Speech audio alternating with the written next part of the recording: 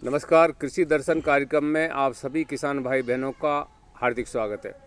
किसान भाइयों, आज हम हैं नानाजी देशमुख चिकित्सा विज्ञान विश्वविद्यालय जबलपुर के प्रक्षेत्र आमानाला में।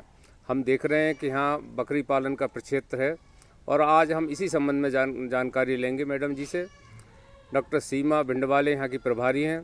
सीमा जी, आपका कार्यक्रम में स्वागत है। नमस्कार। सीमा जी, आप बताएं कि हम पीछे देख रहे हैं कि अनेक बकरियाँ हैं, तो ग्रामीण क्षेत्र में जो लोग रहते हैं उनके लिए बकरी पालन का क्या महत्व है? हाँ, यहाँ पे ये जो पशु प्रक्षेत्र है, यहाँ पे हमारे पास 3 नस्ल की बकरियाँ हैं और हम जो छोटे हमारे किसान भाई हैं या जो सीमांत किसान भाई हैं, उनमें ज़्यादातर ये देखा जाता है कि कृषि के साथ साथ वो दूसरा भी व्यवसाय करते हैं। इसलिए मैं ये बताना चाहूँगी कि ये जो बकरी पालन का व्यवसाय है, ये बहुत अच्छा व्यवसाय है क्योंकि इसमें प्राथमिक लागत बहुत कम लगती है। बकरियाँ बहुत छोटी होती हैं, शरीर इनका छोटा होता है, बहुत विनम्र स्वभाव की होती हैं, तो इसके लिए इन बकरियों का पालन घर की महिलाएं, घर के बच्चे ये भी खूब आसानी से कर सकते हैं। तो इसके लिए कहाँ से शुरुआत करें? जो लोग बकरी पालन करना चाहें तो शुरुआत कहाँ से करें? बकरी पालन व्यवसाय उन लोगों के लिए बहुत अच्छा व्यवसाय है। जैसे ग्रामीण क्षेत्रों में हमारे बहुत नवयुवक हैं जो या तो अल्प शिक्षित हैं या अर्ध शिक्षित हैं और रोजगार नहीं है, जीवन यापन का कोई साधन नहीं है, तो यदि वो बकरी पालन का व्यवसाय अपनाएं तो उनके लिए बहुत अच्छा होगा। क्यों अच्छा होगा? क्योंकि सबसे पहली बात, लागत जो है उसकी पहली जो वो ज़रूरत है पैसे की बहुत कम होती है उसमें, और बकरियां खूब छोटी होती हैं, आसानी से पल जाती हैं और बकरियों को हम बहुकार्यात्मक पशु कहते हैं। इसका मतलब वो हमारे खाने पीने के काम भी आती है। जैसे मांस, बकरी का मांस बहुत लोग खाते हैं, दूध उत्पन्न होता है उससे, चमड़ा, उसके बाल, उसके ऊन, और जो बकरियों का मूत्र एवं जिसको हम मेंगनी बोलते हैं वो भी बहुत अच्छी उर्वरा होती है, तो उसका भी इस्तेमाल बहुत अच्छी तरह से किया जा सकता है। जी, तो हम कह सकते हैं कि जो पशुपालक भाई हैं उनके लिए बकरी पालन एक एटीएम का काम करता है। जब चाहें, जहां चाहें आप बाज़ार में ले जा सकते हैं, उससे धन प्राप्त कर सकते हैं। तो समस्या ये आती है कि बकरी पालन के से जुड़े लोग हैं, उनको आवास की व्यवस्था कैसे करना चाहिए? जी, बकरी पालन एक आपने सही कहा कि वो चलता फिरता एटीएम है।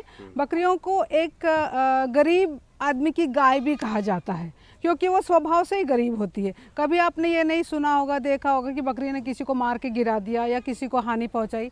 और बकरियों को हम चलता फिरता फ्रिज भी कहते हैं। क्यों? क्योंकि बकरियों को हम कहीं पे भी ले जा सकते हैं, उनको दिन में 2-3 बार धो के दूध भी लिया जा सकता है।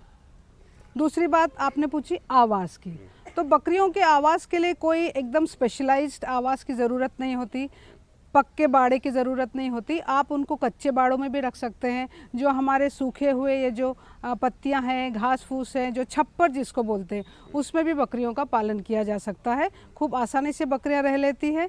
ज़्यादातर तो बकरियों को चराई से रखा जाता है, मिश्रित चराई करती हैं बकरियाँ, यानी वो वनस्पति जो हमारे मानवों के उपयोग में नहीं आती, हमारे खाने के इस्तेमाल में नहीं होती। नीम की पत्तियाँ, पीपल की पत्तियाँ, ये बबूल की पत्तियाँ, ये खूब आसानी से ये लोग ग्रहण करती हैं और इनका पोषण उससे होता है। तो आवास की भी कोई बहुत ज़्यादा व्यवस्था करने की आवश्यकता नहीं होती, आहार के लिए भी कोई बहुत ज़्यादा व्यवस्था करने की आवश्यकता नहीं होती, तो वो आसानी से पल जाती हैं। और दूसरी बात यह है कि बकरियां खूब जल्दी, तकरीबन 10 से 12 महीने में ये परिपक्व हो जाती हैं और 16 से 18 महीने की उम्र में ये गर्भ धारण कर सकती है। और इनकी गर्भावस्था का समय होता है 150 दिन और नस्लों के ऊपर डिपेंड करता है, पर सामान्यतः एक बकरी से 2 बच्चे अवश्य मिलते हैं। कभी कभी 3 और कभी कभी 4 बच्चे भी पैदा होते हैं। तो ये प्रोडक्टिविटी बहुत ज़्यादा है, प्रोलिफिक बहुत ज़्यादा है। तो एक साल में आप 2 बार या 2 साल में 3 बार आप इनसे बच्चे ले सकते हैं। जी। तो आवास के बारे में जैसे कि सीमा जी ने बताया, वैसे तो हमारे गांव में रहने वाले जो बकरी पालक भाई हैं वो अच्छी तरह जानते हैं कि किस तरह के आवास होना चाहिए, लेकिन वैज्ञानिक आधार पर कोई अगर आवास बनाना चाहे तो कैसे बनाए सीमा जी? वैज्ञानिक आधार पर यदि आप बनाना चाहते हैं तो आपको एक एनक्लोज्ड होना चाहिए बाड़ा, और उसके बाद थोड़ी सी, जैसे आप यहाँ पे देख रहे हैं, अंदर भी है बिल्डिंग और बाहर भी है। तो अंदर तो रात में बकरियाँ चली जाती हैं या बारिश का मौसम है तब चली जाती हैं, और बाहर का जो बाड़ा है इसमें वो दिन भर घूमती रहती हैं, शाम को भी जब चर के आती हैं तब यहाँ पे रहती हैं। तो जितनी जगह आपकी अंदर है, जैसे एक वयस्क बकरी के लिए हमको 1.5 स्क्वायर मीटर एरिया होना चाहिए, और उससे दुगना एरिया हमको बाहर होना चाहिए जहाँ पे बकरी आसानी से घूम फिर सके। आपने अंदर मकान के अंदर की बात की, पक्के मकान की, तो वहाँ क्या ध्यान रखें, बनाते वक्त क्या ध्यान रखें? उसमें ये ध्यान रखने की आवश्यकता बहुत ज़रूरी है कि ढलवा होना चाहिए, पानी का निस्तार बहुत अच्छे से होना चाहिए, गंदगी जो मलमूत्र है वो वहाँ पे जमा नहीं होना चाहिए, खिड़कियाँ बड़ी होनी चाहिए, दरवाजे अच्छे होने चाहिए ताकि हवा अच्छी तरह से आती जाती रहे, जो गंदगी है उसका निस्तार अच्छे से हो, अमोनिया जो जनरेट होती है वो वहाँ पे नहीं डेवलप हो, अच्छी हवा आती रहे, तो खुला खुला रहे। तो खुला वातावरण होना आवश्यक है। किसान भाइयों, अब वक्त है छोटी सी ब्रेक का। ब्रेक के बाद फिर आपसे मिलते हैं। अरे सुन तो। मुझे क्या सुनाना चाहते हो? जो सुनाओ मेरी सौतन को। किसको? अरे वही तुम्हारा मोबाइल फोन जिससे सुबह शाम दिन रात चिपके रहते थे और कहते थे किसान कॉल सेंटर से बातें हो रही हैं। अच्छा ये बात है। हाँ, क्यों? क्या हुआ? अब बात नहीं होती क्या? अब तो झट से बात हो जाती है। संबंधी समस्याओं का अपनी भाषा में तुरंत हल पाने के लिए पूरे भारत में किसी भी फोन से हेल्पलाइन नंबर पर संपर्क करें। किसानों का दोस्त किसान कॉल सेंटर। किसान भाइयों, ब्रेक के बाद एक बार फिर आपका स्वागत है। हमारे साथ हैं डॉक्टर सीमा पिंडवाले जी। आइए उनसे चर्चा करते हैं। मौसम की बात करें तो अभी सर्दी थी, गर्मी आने वाली, बरसात, क्या मौसम के अनुरूप भी आवास बनाना पड़ता है? हाँ, मौसम में हमें ये देखना पड़ता है कि जब हमारे पास बहुत छोटे बच्चे होते हैं तब वैसे भी छोटे बच्चों को माँ से दूध पिलाने के बाद अलग रखा जाता है, उनके बाड़े अलग होते हैं। तो उन बाड़ों में हमको या तो हीटर की व्यवस्था करनी पड़ती है या थोड़ा सा आग जलाना तो मैं नहीं ठीक समझती हूँ, क्योंकि उससे कभी कुछ दुर्घटना भी हो सकती है, बकरियां गिर जाती हैं। तो इसलिए हमें हीटर लगा के बच्चों को गर्म रखना चाहिए। और जैसे बरसात के समय भी वो कवर्ड रहता है बाड़ा, 3 से 3.5 मीटर की ऊंचाई होनी चाहिए बाड़े की, जिससे कि अच्छी तरह से प्रकाश आए, हवा का आवागमन हो। और गर्मियों में तो खुला होना चाहिए आवास। जी, गर्मियों में पंखों की भी व्यवस्था करते हैं, ऊपर स्प्रिंकलर जो छत होती है, ढलवा होती है, उसके ऊपर भी पानी डालते हैं, तो थोड़ा सा ठंडा रहे। तो कोई भी आप पशुपालन करें तो उसमें संतुलित आहार की मुख्य कारण होना चाहिए। तो संतुलित आहार के बारे में आप क्या बताएंगे? हाँ, संतुलित आहार जैसे कि मैंने आपको बताया कि बकरियां मिश्रित चराई करती हैं। 4 से 6 घंटे बकरियों को चराना आवश्यक होता है। वो विभिन्न प्रकार की पत्तियां खाती हैं और अपना पोषण करती हैं, परंतु इसके साथ साथ हमें कुछ जो आप कह रहे हैं कॉन्सेंट्रेट फीड, वो भी देना चाहिए। और कॉन्सेंट्रेट फीड हम बकरी को कितना देते हैं वो डिपेंड करता है उसकी अवस्था के ऊपर, वो किस अवस्था में है। तो फीड के मेन इंग्रेडिएंट्स होते हैं जो हमारा अनाज होता है, जैसे गेहूं हो गया, मक्का हो गया, ज्वार हो गया, इसका दलिया, गेहूं की भूसी, जो चना होता है जब दलहन पीसी जाती है उसकी चूरी, है ना, मिनरल मिक्सचर, जो खली होती है मूंगफली की खली या सोयाबीन की खली, हम जो राई की खली बोलते हैं, मस्टर्ड की खली, वो, खनिज लवण और नमक, इन सब को मिला के कॉन्सेंट्रेट मिक्सचर बनाया जाता है। जो गांव में बकरी पालन लोग करते हैं वो पहले से करते आए हैं। जी, आपने अभी कहा कि गरीबों की गाय है जी, तो मैं तो कहता हूँ गरीबों के लिए एक आर्थिक उपार्जन का अच्छा साधन है, जी, करना जी, चाहिए। जी, खेती जी, वाले 1-2 बकरी भी पाले तो उससे लाभ हो सकता है। जी, तो अगर लोग जंगल में चराने ले जाते हैं या घर पे बांध के उसको ठीक से व्यवस्था करें तो ज़्यादा फायदा है, या जंगल में ले जाने से नहीं, फायदा? जंगल में ले जाने की ये है कि आपके पास फिर जंगल में फिराने की उसकी उतनी व्यवस्था होनी चाहिए। कम से कम 8 घंटे बकरी की चराई होनी चाहिए। और सिर्फ वनस्पति से काम नहीं बनेगा, थोड़ा सा आपको कॉन्सेंट्रेट मिक्सचर देना पड़ेगा। और आप बकरी को किस हिसाब से पाल रहे हैं, मतलब या आप मांस के लिए उसको पाल रहे हैं या घर में ही ऐसी शौकिया तौर पे रख रहे हैं, उसके ऊपर भी उसका बहुत पोषण डिपेंड करता है। हम देखते हैं तो बकरी पालन का व्यवसाय तो हमारे देश के प्रत्येक गांव में, हर गांव में होता है, लेकिन उत्तम नस्लों की पालन नहीं करते, इससे उनको पूरा लाभ नहीं मिल पाता। तो कौन कौन सी अच्छी नस्लें हैं जिनको हमारे बकरी पालक भाइयों को पालना चाहिए? बकरी के नस्लों का वर्गीकरण आमतौर पर 2 तरह से किया जाता है। एक तो उनके शरीर के आकार और शरीर के वज़न के ऊपर। जैसे जो बड़े आकार वाली जो वज़नी बकरियां होती हैं वो जमनापारी हो गई, सिरोही हो गई, ये हो गई। और मध्यम आकार की बकरियां होती हैं जैसे बारबरी हो गई, मारवाड़ी हो गई, ये होती। और सबसे छोटा नस्ल भी होता है एक जो ब्लैक बंगाल कहते हैं उसको। ये तो हुआ उनके शरीर के आकार और उनके वज़न के ऊपर वर्गीकरण। और दूसरा होता है कि आप उसको किस हिसाब से पाल रहे हैं, किस पर्पस से पाल रहे हैं। मतलब यदि मांस और दूध के लिए पाल रहे हैं तो फिर हमारे पास जैसी ब्रीड है, ये हमारे फार्म के ऊपर भी है, सिरोही है, बारबरी है। और दूसरा आप मांस के लिए यदि पाल रहे हैं तो ब्लैक बंगाल है। कहते हैं कि ब्लैक बंगाल का मांस बहुत स्वादिष्ट होता है, बहुत सुपाच्य होता है। और दूसरा यदि आप उसके बाल के लिए उसके लिए पाल रहे हैं तो गड्डी हो गई, मारवाड़ी हो गई, ये ब्रीड्स हैं। बकरी पालन के लिए आवास और आहार ये महत्वपूर्ण कारक है। इन पर अगर हमारे बकरी पालक भाई ध्यान दें तो निश्चित तौर से उत्पादन बढ़ेगा और उनकी आर्थिक स्थिति मजबूत होगी। अब हम सीमा जी से ये जानना चाहेंगे कि हमने ये देखा है कि कभी कभी अचानक बीमारी आ जाती हैं और अनेक बकरियां मर जाती हैं, तो ऐसी कौन कौन सी बीमारी हैं, ये कब कब आती हैं, उनका क्या निदान है? हाँ, बकरियों के साथ एक विशिष्ट बात यह है कि जैसे कि अभी हमने देखा कि बकरियां हर तरह की पत्तियां खाती हैं, है ना। पीपल की पत्ती खाती है, नीम की पत्ती खाती है, बबूल की पत्तियां खाती है। तो इससे उनमें वैसे भी रोग के प्रति जो प्रतिरोधक क्षमता है वो अच्छी होती है। एकदम से नॉर्मली बकरी बीमार नहीं होगी, परंतु फिर भी बकरियों के कुछ रोग हैं। जैसे अभी हमने ठंड के समय में PPR रोग आता है, तो इससे बकरी के बचाव के लिए हमें इनका रेगुलर टीकाकरण करना चाहिए। जो टीकाकरण होता है, ये टीकाकरण 3 साल में एक बार किया जाता है। तो ऐसे कुछ 2, 4, 6 बीमारियां हैं जिनके यदि हम रेगुलरली टीकाकरण करते रहेंगे तो बकरियों को हम बीमारियों से बचाते रहेंगे। और दूसरी चीज़ है, बकरियों से को हमें बचाना है वो उनके अंदर जो कृमि होते हैं। कृमि 2 टाइप के होते हैं, एक तो आंतरिक कृमि जो बकरियों के शरीर के अंदर होते हैं, और दूसरा बाह्य कृमि जो उनके, जैसे आप कभी सुनोगे पिस्सू, है ना, किलनी, ये सब बाह्य होते हैं। जुएं वो बाहर बकरी के ऊपर लगे होते हैं, तो इनसे भी हमें उनका बचाव करना चाहिए। कैसे करना चाहिए बचाव? आंतरिक जो परजीवी होते हैं इनके लिए तो हमें रेगुलरली डीवर्मिंग बोलते हैं उसको। इसका मतलब ये होता है कि हमें बकरियों को कृमिनाशक जो दवाइयाँ होती हैं वो रेगुलर इंटरवल्स पे देनी रहती है। और बहुत सारे तरह के कृमि होते हैं, तो हमें जब बकरी की मेंगनी होती है उसका हम एग्जामिनेशन करवाते हैं और उससे हमें पता चलता है कि हमारी बकरी के अंदर किस टाइप की कृमि है। तो जो कृमि है हमारे बकरे में उसका कृमिनाशक दवाई देनी चाहिए। अगर आंतरिक कृमि हो तो क्या करना चाहिए? आंतरिक कृमि के लिए मैंने आपको बताया कि ये कृमिनाशक दवाइयाँ देनी चाहिए। जी जी।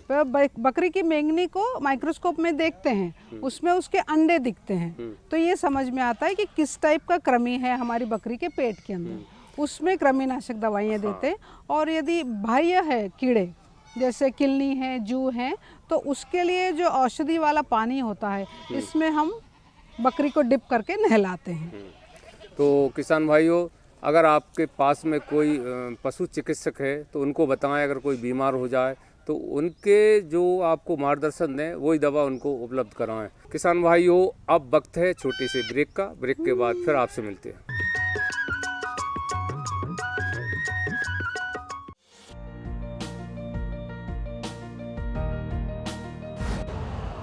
यूरिया का स्वदेशी उत्पादन 70 लाख टन बढ़ाने के लिए 6 उर्वरक संयंत्रों का उद्धार किया जा रहा है। FCIL के गोरखपुर, सिंदरी, तलचर और रामागुंडम संयंत्र, HFCL की बरौनी इकाई और BVFCL की नामरू फोर्थ। सोने पर सुहागा ये है कि देश में अब बनेगा सिर्फ नीम लेपित यूरिया, क्योंकि इससे होगा किसानों का फायदा ही फायदा। अनाज का उत्पादन 10% तक बढ़ेगा, बढ़ेगी 10 से 15% नाइट्रोजन क्षमता।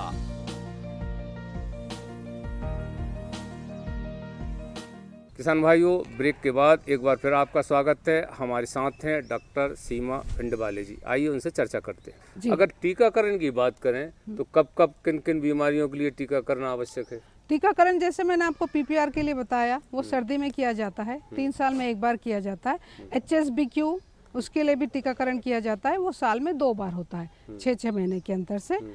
पॉक्स का भी होता है, वो जनरली उस एरिया में यदि बकरी में पॉक्स है तो किया जाता है, अन्यथा नहीं। ये टीका एंटेरोटॉक्सीमिया भी एक बीमारी होती है जिसमें बकरियों को भयानक दस्त लगते हैं, तो इसका भी टीकाकरण होता है, वो साल में एक बार किया जाता है। हम ये देख रहे हैं सीमा जी, एक अच्छे नस्ल की एक बकरी है, 2 बच्चे हैं। किस नस्ल की है? हाँ, किस उपयोग के लिए उसका पालन करना चाहिए? ये बारबरी नस्ल की बकरी है और ये अभी परसों ही इसने ये 2 बच्चे दिए हैं एक साथ। जैसे मैं आपको बता रही थी कि बकरी के 2 कॉमन है 2 बच्चे देना, तो इन्होंने ये 2 बच्चे दिए हैं। अच्छा, बहुत बेचारा बहुत गरीब प्राणी है, आप भी उठा के देखिए इनको।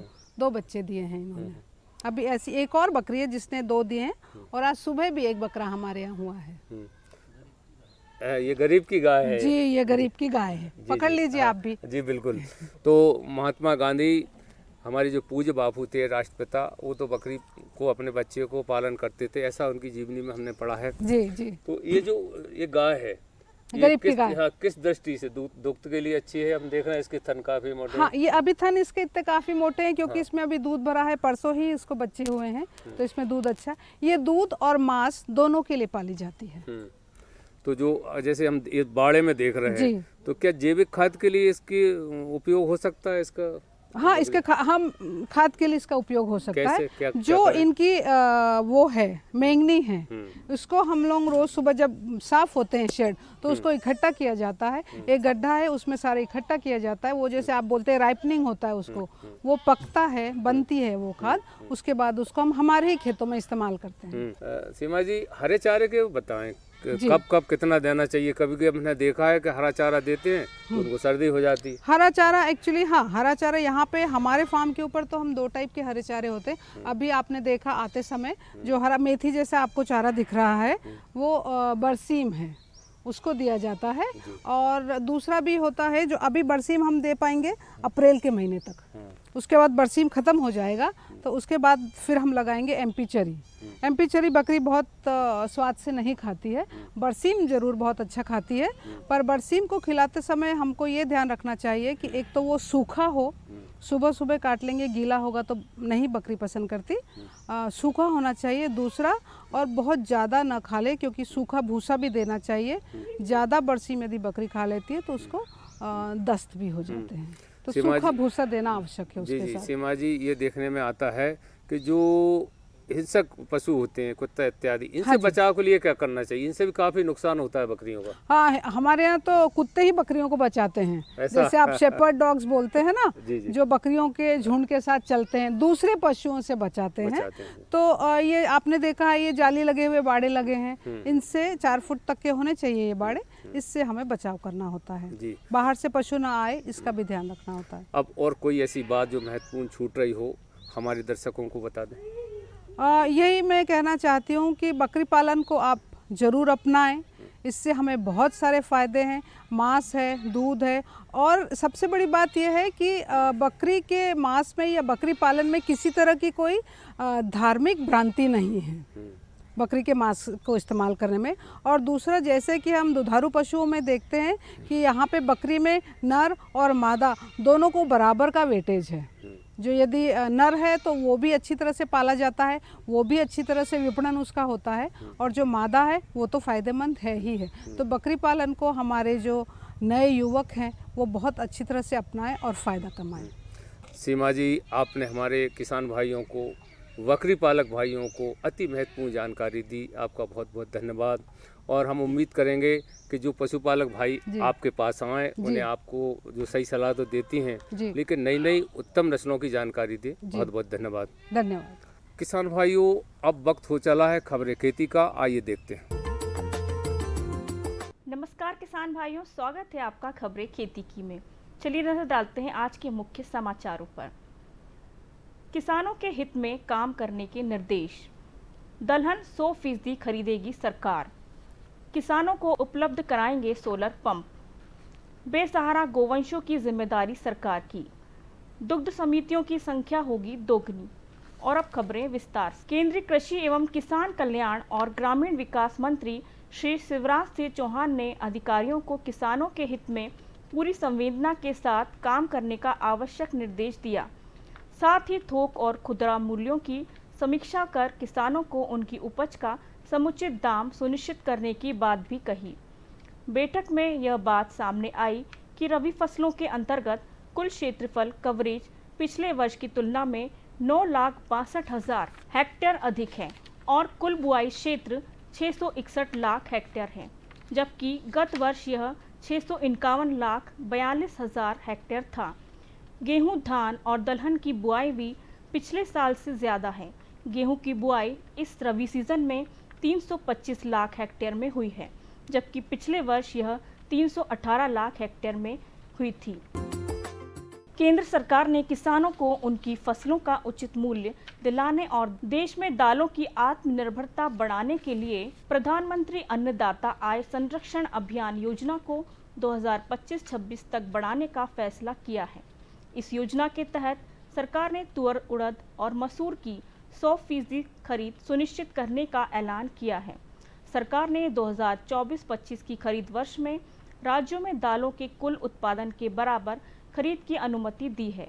यह फैसला किसानों को न्यूनतम समर्थन मूल्य का पूरा लाभ देने और बाजार में कीमतों की स्थिरता बनाए रखने के उद्देश्य से लिया गया है। मुख्यमंत्री डॉक्टर मोहन यादव ने कहा है कि कृषि रसायनों के असीमित प्रयोगों के कारण पर्यावरण एवं मानव स्वास्थ्य पर पड़ने वाले विपरीत प्रभाव के संरक्षण के लिए जैविक एवं प्राकृतिक कृषि तकनीकों को प्रोत्साहित करना आवश्यक है।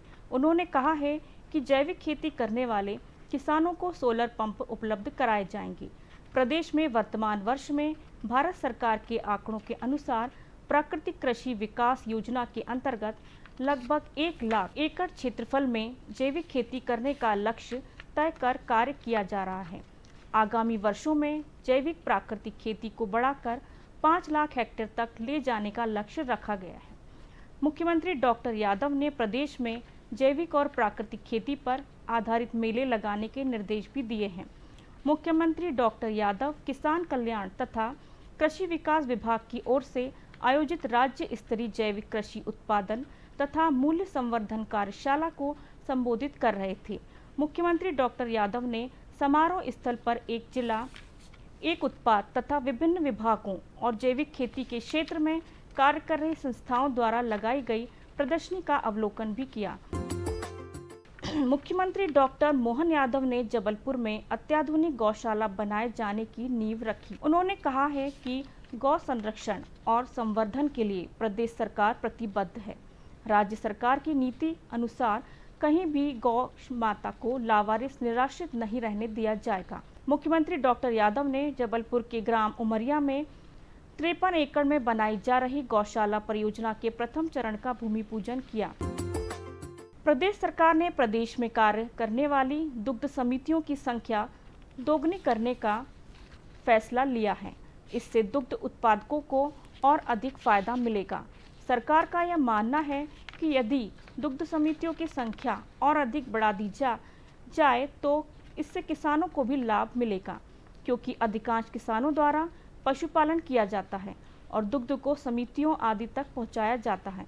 गौरतलब है कि दुग्ध उत्पादकों को आधिकारिक फायदा हो सके, इसके लिए केंद्र व राज्य सरकार मिलकर काम कर रही है ताकि दुग्ध समितियों की संख्या बढ़ाकर दोगुनी की जाए, जिससे कि हर दुग्ध उत्पादक समितियों तक समितियां पहुंच सकें। बीज संघ के उत्पाद नए ब्रांड नेम से करें विक्रय। सहकारिता मंत्री श्री विश्वास सारंग ने कहा है कि बीज संस्थाओं द्वारा प्रमाणित बीज के विपणन का कार्य नए ब्रांड नेम के साथ किया जाए। इसके लिए आकर्षक लोगो तैयार किया जाए। श्री सारंग ने मंत्रालय में राज्य सहकारी बीज उत्पादक एवं विपणन संघ के संचालक मंडल की बैठक की अध्यक्षता कर रहे थे। बैठक में कृषि उत्पादन आयुक्त मोहम्मद सुलेमान और अपर मुख्य सचिव अशोक बर्णवाल उपस्थित थे। श्री सारंग ने कहा कि पैक्स अन्य सहकारी संस्थाओं तथा निजी व्यवसाय के माध्यम से स्थानीय कृषकों को प्रमाणित बीज विपणन का कार्य हो। उन्होंने विपणन विशेषज्ञ बीज उत्पादक से संबंधित तकनीकी विशेषज्ञ सेवाएं लेने को भी कहा। तो किसान भाइयों, खबरें खेती की में आज बस इतना ही। दीजिए अनुमति। नमस्कार।